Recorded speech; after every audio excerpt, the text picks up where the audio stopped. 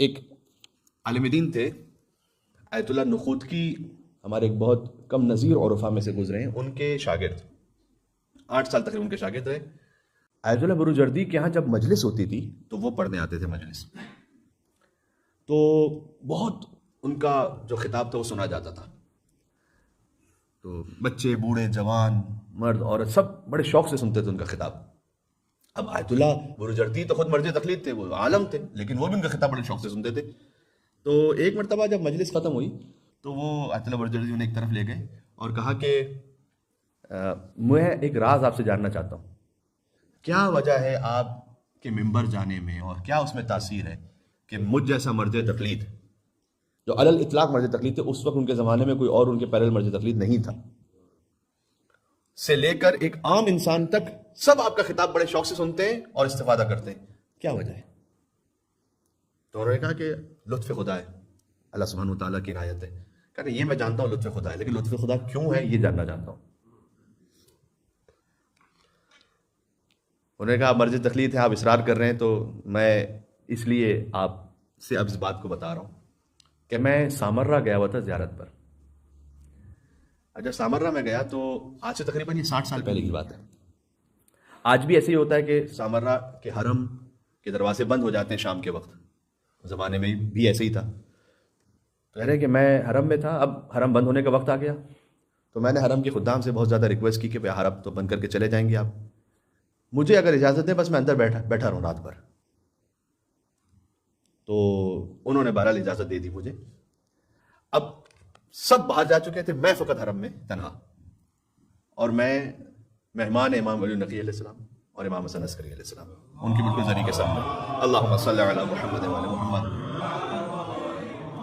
آج امام علی نقی علیہ السلام کا دن بھی ہے، لہٰذا اس مناسبت سے میں نے مناسب سمجھا کہ اس بات کو پیش کر دیا جائے۔ جو اصل عرب ہوتے ہیں نا، اصلی عرب جو ہوتے ہیں، ان کی 2 خصلتیں ہوتی ہیں۔ ایک یہ کہ اگر آپ ان کے یہاں پر جائیں اور وہ دسترخوان انہوں نے کھانا لگا دیا اور آپ ان سے کہیں کہ جب تک میری یہ فلاں بات نہیں مانو کہ میں کھانا نہیں کھاؤں گا، تو کچھ بھی کر کے اس بات کو مانے گا، اس لیے کہ اس توہین سمجھیں گے کہ اگر دسترخوان بچھا دیا جائے اور کھانا نہ کھایا۔ دوسرا یہ کہ اگر آپ کسی کے باپ کے ہاں چلے جائیں اور اس سے التماس کریں کہ آپ اپنے بیٹے سے کہیں کہ یہ میری بات پوری کر دے، تو جو اصلی عرب ہے وہ کبھی بھی اس بات کو رد نہیں کرے گا کہ یہ میرے باپ کے گھر چلا گیا۔ وہ کہتے ہیں کہ میں بیٹھا ہوا تھا سامرہ میں زری کے سامنے، میں نے کہا یا امام زمان، میں آپ کے بابا کے حرم میں آپ کے بابا کے دسترخوان پہ بیٹھا ہوا اور آپ کے دادا کے دسترخوان پہ بیٹھا ہوا، امام حسن عسکری علیہ السلام، امام علی نقی علیہ السلام۔ ایک اور مل کے صلوات بھی دیکھا، اللہم صلی علی محمد و علی محمد۔ میں نے کہا کہ مولا اب میں آپ کے بابا کے دسترخوان پر ہوں، میں یہ تو نہیں کہہ سکتا کہ آپ نہیں عطا کریں گے تو میں نہیں لوں گا، یہ تو بے ادبی ہو جائے گی آپ کی بارگاہ میں، تو لیکن بس میں آپ کے بابا کے وسیلے سے میں آپ سے التجا کر رہا ہوں کہ میں آپ ہی کو چاہتا ہوں، خود میں کوئی دنیا کی حاجت نہیں مانگ رہا، میں آپ کو چاہتا ہوں خود کہ آپ مجھے مل جائیں۔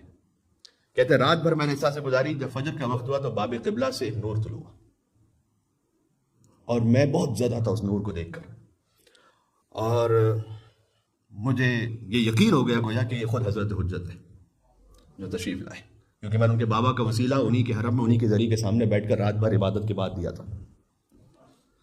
تو امام آئے تو امام علیہ السلام نے کہا کہ مانگو، کیا مانگنا چاہتے ہو ہم سے؟ تو میں نے کہا مولا آپ کی سلامتی اور عافیت چاہتا ہوں۔ امام مسکرائے اور فرمایا کہ کچھ اور بھی مانگو۔ کہا آپ سے آپ کی سلامتی اور عافیت چاہتا ہوں۔ کہا اچھا کچھ اور بھی مانگو۔ کہا آپ سے آپ کی سلامتی اور عافیت چاہتا ہوں۔ 3 مرتبہ ایسا ہوا۔ امام مسکرائے، فرمایا کہ اچھی طرح گدائی کی ہے لیکن ابھی گدائی اور بھی باقی ہے، اور پھر فرمایا ہم تمہیں وہ علم اور تبلیغ کا ذریعہ عطا کریں گے کہ چاہے کوئی بڑے سے بڑا عالم ہو تمہارے سامنے یا کوئی چھوٹے چھوٹے سے عام انسان ہو، سب کے سب تمہارے علم سے اور تمہاری تبلیغ سے استفادہ کریں گے۔ جاؤ۔ نے عطا کیا، وہاں سے عطا ہو گیا۔ ایک مل کے صلوات بھیجیے گا محمد و علی محمد پر، اللہم صلی علی محمد و علی محمد۔